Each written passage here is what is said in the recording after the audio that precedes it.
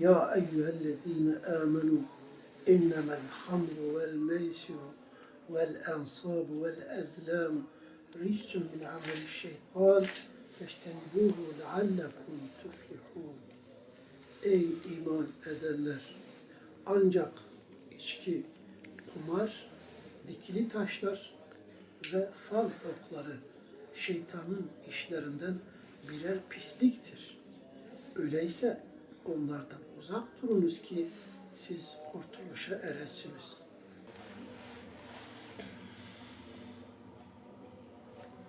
Milli piyango denilen bilet vasıtasıyla nice insanlar sömürülüyor.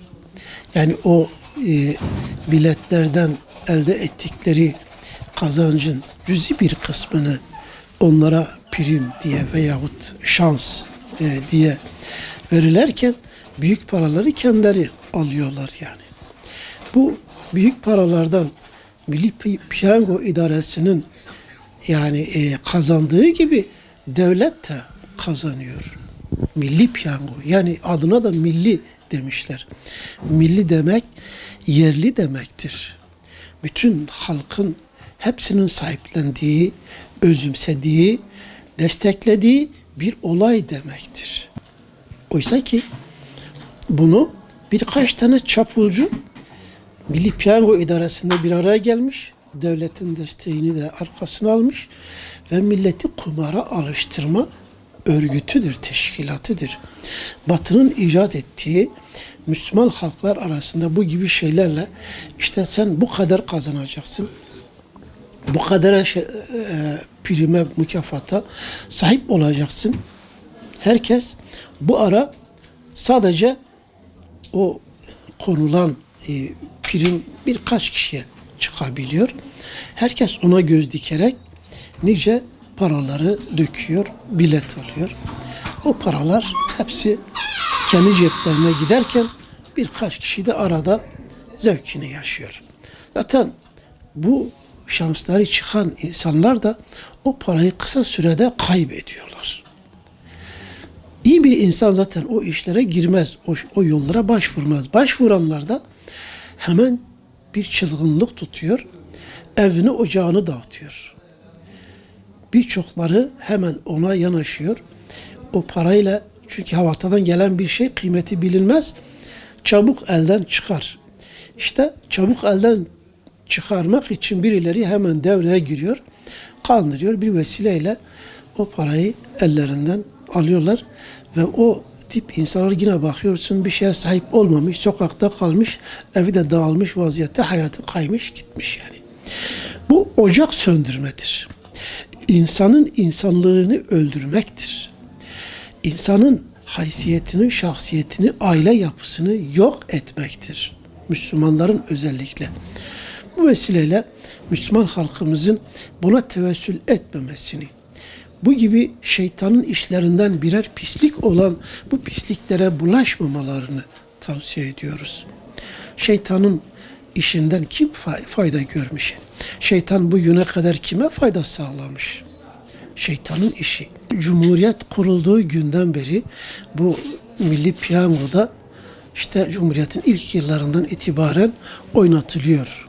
Bir Müslüman halk olan, Müslüman bir halkın bulunduğu ülkede. Ama rejim laiktir. Kemalist rejim bu Müslüman halkı dinden uzaklaştırmak için bu gibi şeyleri meşrulaştırmış. Ve halen devam ediyor. Milli Piyango İdaresi de bu gibi kronikleşmiş artık halkın bir şekilde bünyesine oturmuş kronik bir hastalıktır.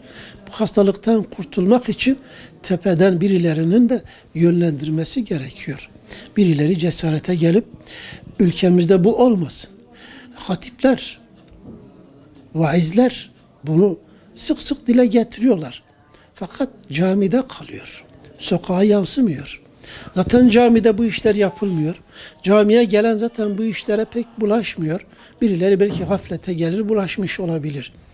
Ama sokaklar buna müsaittir. Sokaktaki insanlara bunu anlatmak lazım.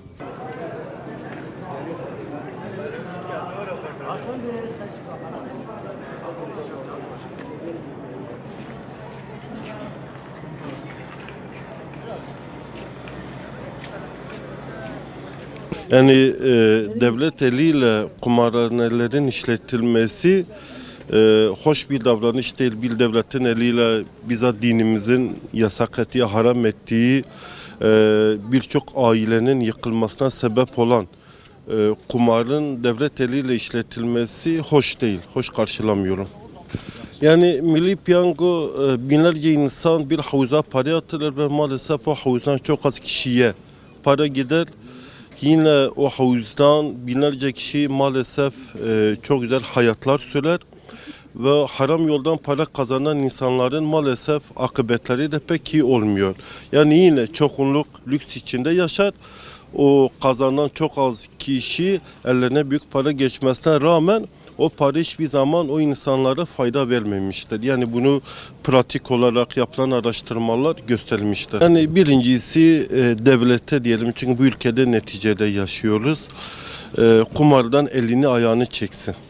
Yani özellikle Cumhurbaşkanımıza, Başbakanımıza, AK Parti'ye ve diğer partililere de, yani sadece AK Parti'nin işi değil bu.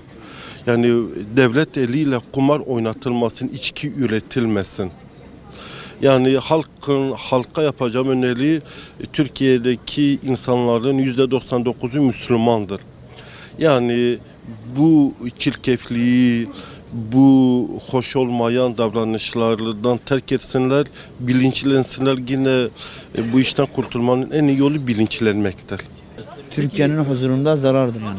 Bu haramdır ama ben Milli Piyango'yu hiç oynamamışım abi. Dünyalara oynamamasını tavsiye ederim. Haram bir şeydir yani. Alsan da o para insana zehir olur. Haram para har geldiği yere gider, haram yere gider abi. Yasaklamasını istiyorum ama bu geçmişte gelen bir şeydir bu Milli Piyango. Yani yasaklansa daha iyidir abi. Vallahi oynamıyorum hiç. Çeşitli kumardır ya, bir çeşit haram paradır yani, onun için hiç almıyorum, tasvip etmiyorum yani. Gibi yani helal para olmadığı için yani bir yerden çıkıyor yani. Bir yerde başlarına bir şey geliyor yani. Ben de almıyorum, hani milletin de almasını istemiyorum yani. Ben hani insanın çalıştığı para olmadığı için yani almalarını tasvip etmiyorum yani. Söylememizde bir şey değişmiyor yani, ama hani burada insanlar söylemek istediğim almasınlar yani.